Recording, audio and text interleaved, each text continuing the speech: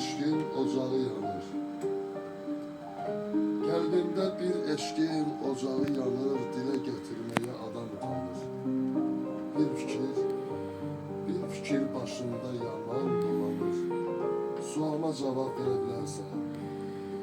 Derdim qalaq-qalaq böyük dağdısa, bu eşkin kitabın bağlamaqdısa, qismətin gəncə bağlamaqdısa, sən necə yalanla gülə bilərsən, sualma cavab verə bilərsən.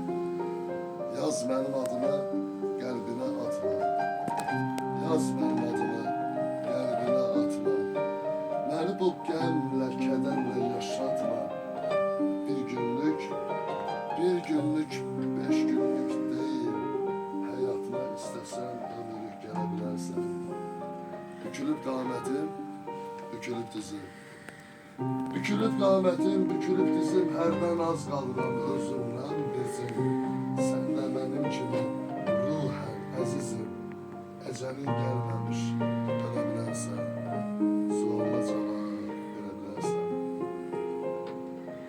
Getdi cavanlığın, sevgiye kurban.